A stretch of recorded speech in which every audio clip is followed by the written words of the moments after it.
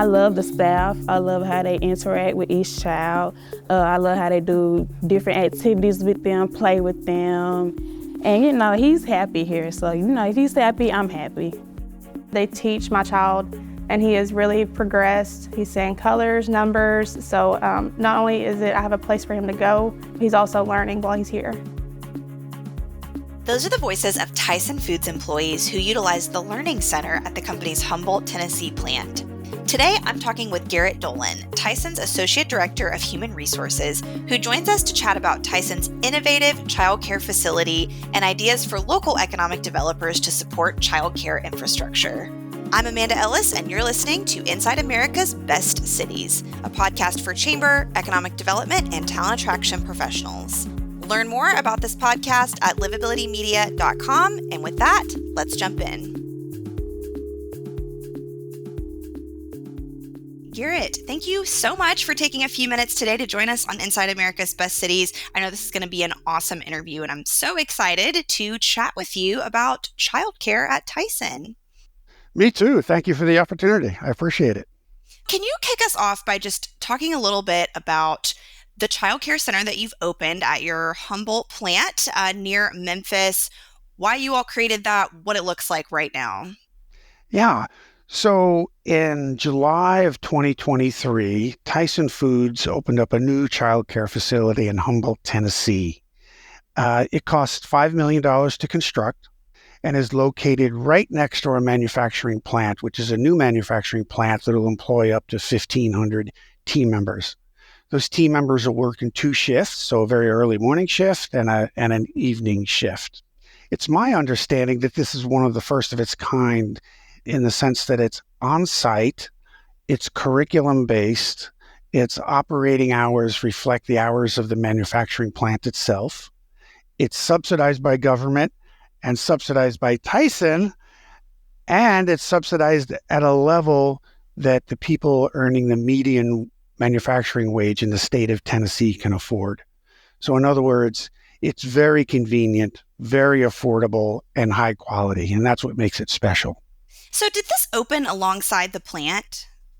The plant opened about a year before the child care center opened, but we knew when we were doing the initial planning for the plant up to 4 years ago that we were going to have to consider child care because Tyson tends to put plants in rural locations where the animals are, not where a lot of people are.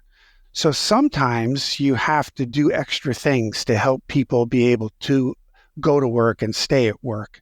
And childcare was something we knew was important to our team members, but we wanted to really experiment, figure out how effective it is at actually helping people work. Yes, well, super innovative model, of course, on a topic that's being talked about a lot now in a lot of different spaces, especially economic development, and just knowing that, it's hard to build your workforce if parents are having to worry about what they're going to do with their kiddos. Absolutely. When you look at manufacturing workers and really when I talk about childcare at Tyson, I'm really talking about manufacturing workers because those are the people we employ. They have common challenges. It usually relates to affordability and availability of housing, affordability and availability of childcare, and transportation. Those 3 issues are really challenges that people have to say, can I afford to do this? And if I can, do these services even exist, something in my price range?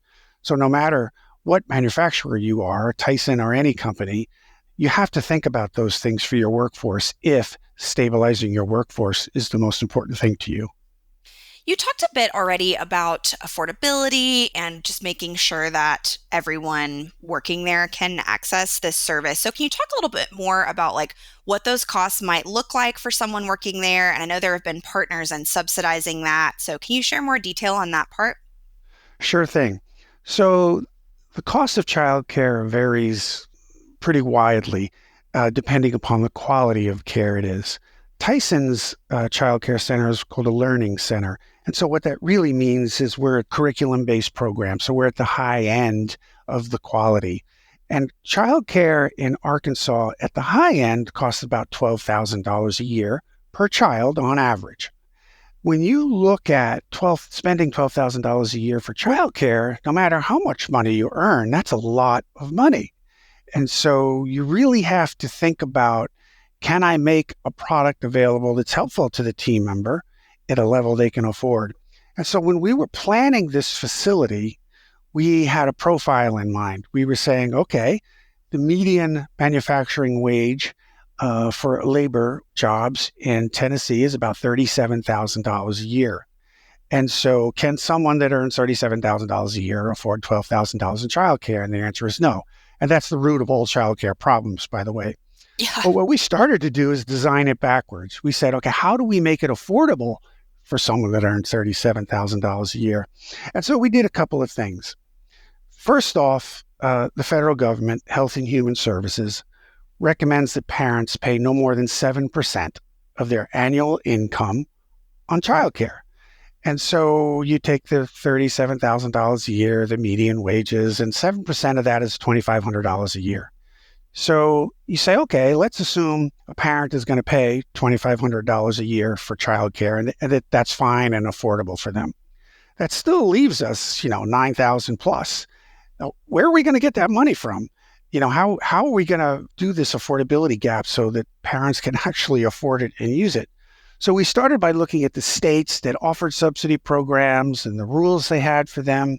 And we decided that Tennessee was an attractive place for us in that they had rules that made it possible for the people that earn the wages that we employ to access some of those state funds.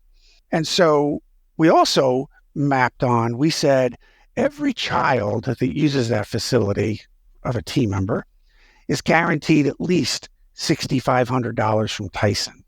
So no matter if you can get the state subsidy, you can definitely get Tyson's subsidy. And we felt, when we were doing this analysis, 3.5 years ago, we felt that's pretty compelling. It's a compelling story. It's a compelling offer. We should proceed because we think it's now going to be affordable and team members are going to want to use it just with the subsidies in place and knowing what their contribution would be.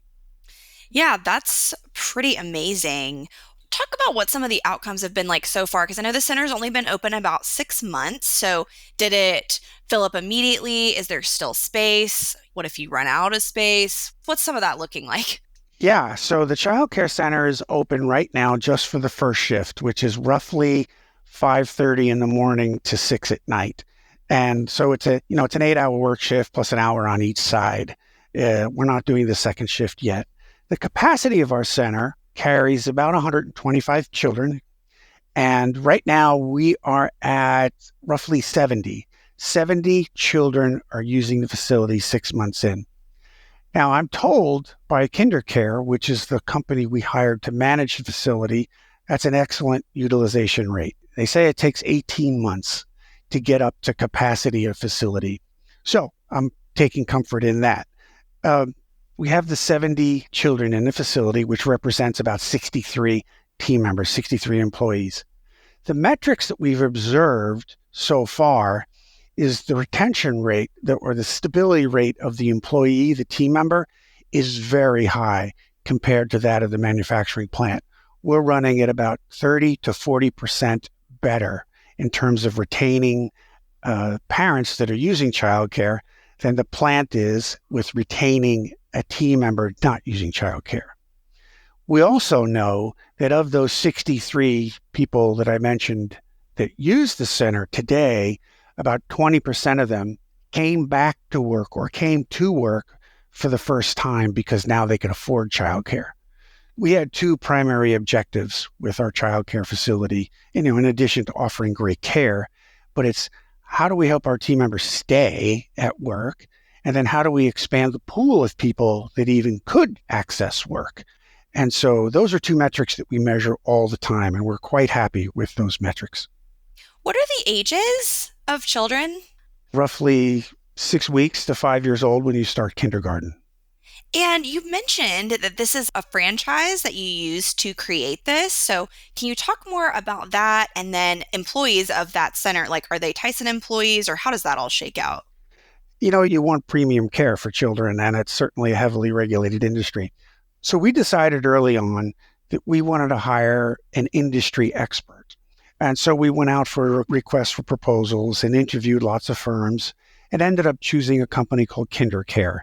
They operate several hundred, if not 1,000, childcare facilities around the country in different shapes and forms.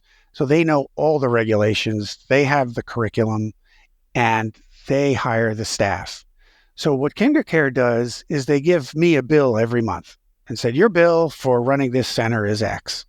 And Tyson pays that bill according to the standards that we've agreed to, which suits us because we don't want to be in the business of running childcare centers. Is the idea that you might replicate this at some of your other locations as you continue to see how it's going? Yeah, I would love to replicate this at our other locations. I can tell you 100% the need is there. The challenge for an organization like Tyson is running childcare facilities is expensive.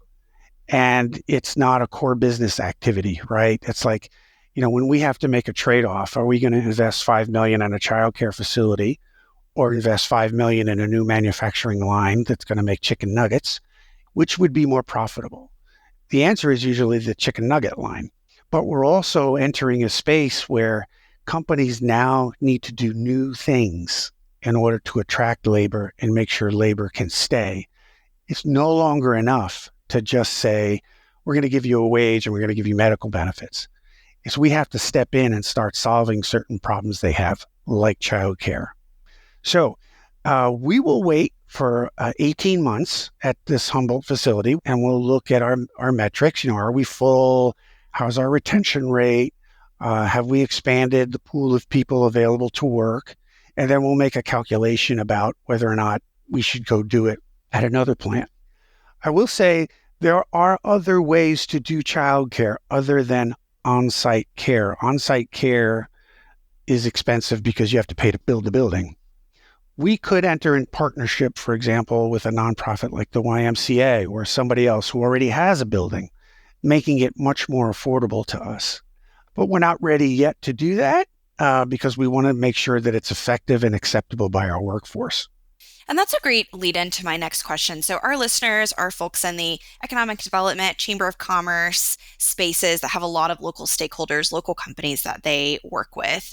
What can those groups be doing to help some of their local companies replicate efforts like this? And also just knowing that, not all of those stakeholders are as large of companies with as many resources as others. That's a great question.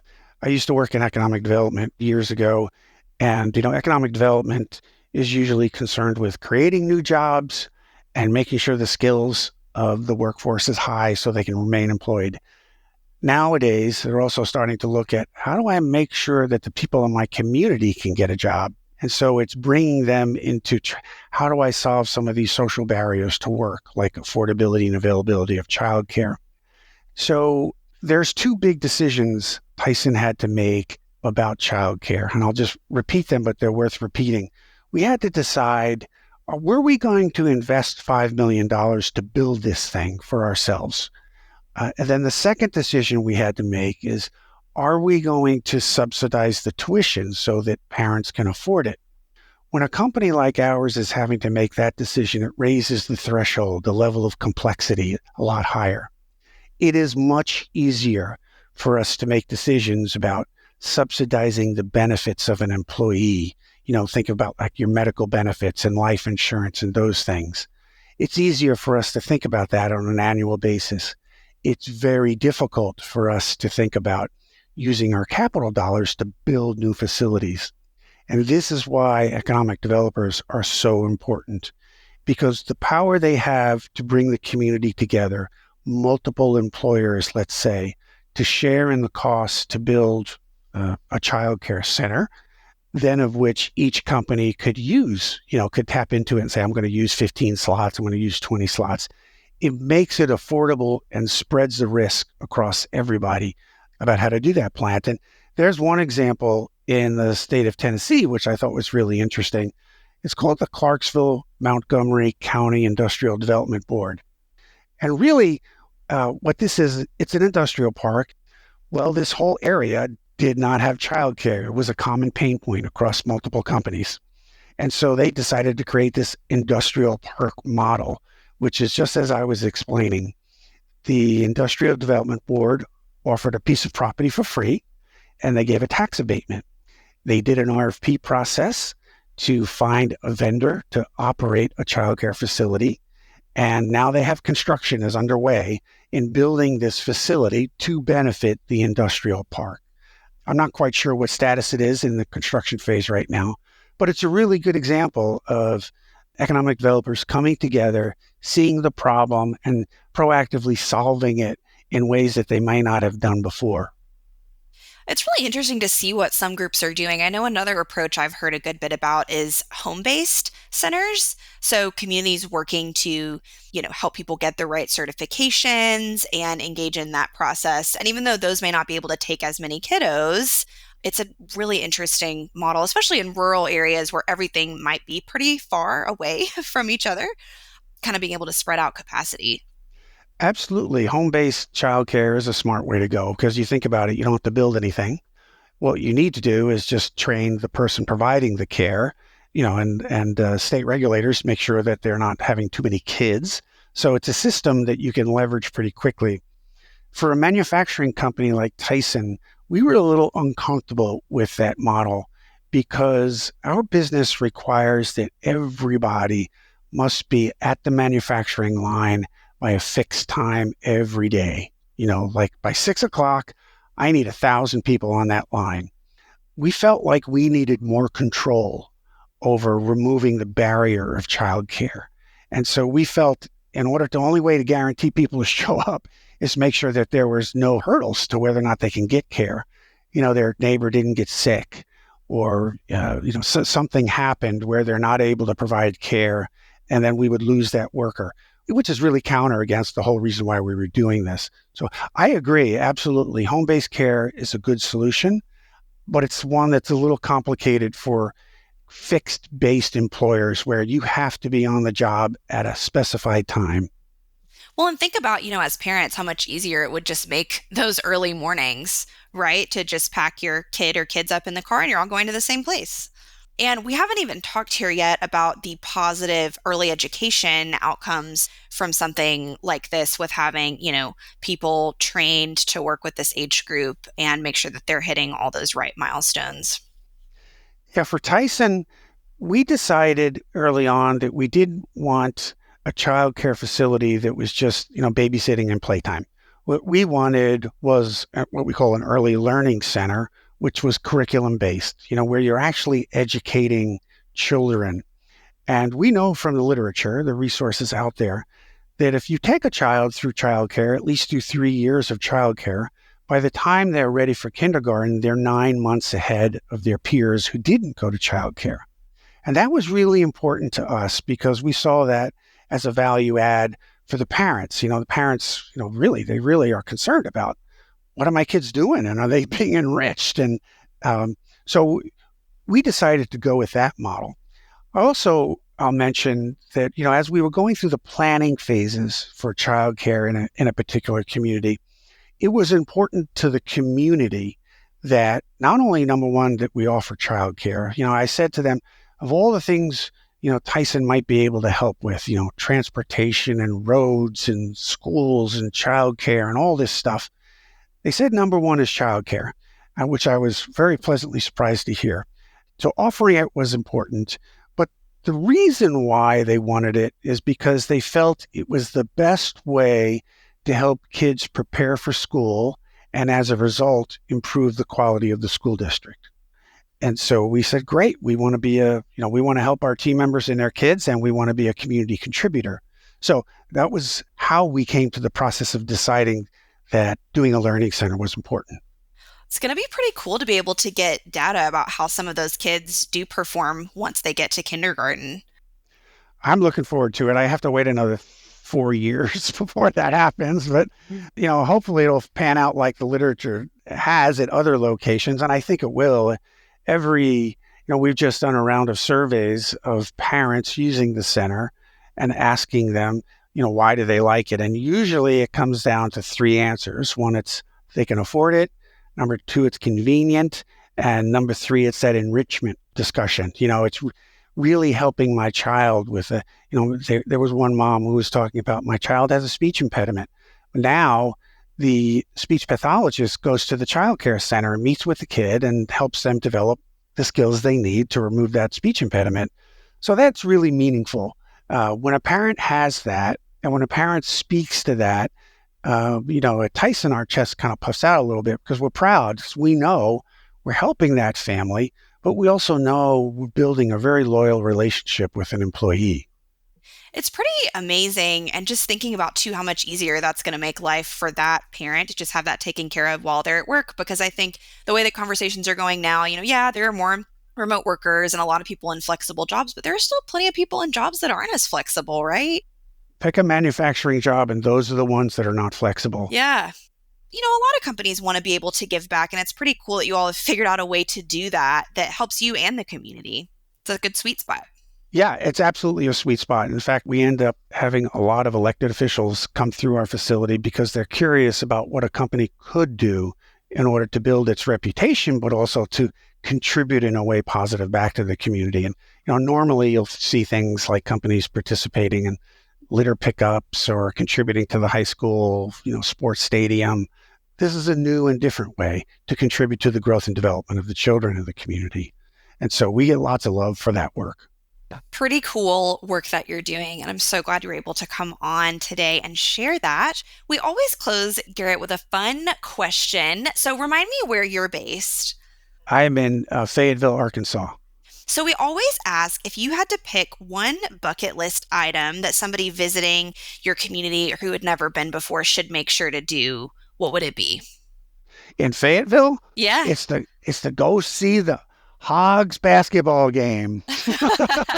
I'm a college basketball fan, and although we're having a challenging year, the last 3 or 4 years have been excellent, and there's probably nothing as fun as being in the energy of 30,000 people going crazy cheering for kids to play basketball. That's a great time for me. When I travel to other locations, I like to go to college towns because I like the energy and I like to see what they're doing. I love it. Well, thank you so much, Garrett, for spending some time with us. I'm super excited about this interview and think our audience will get a lot out of it.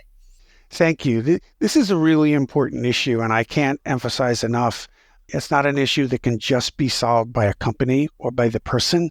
It requires a cluster, requires for-profit, nonprofit, government sectors to come together and each be a part of the solution. So thank you for this opportunity to share our experiences. It's so true. Thank you so much.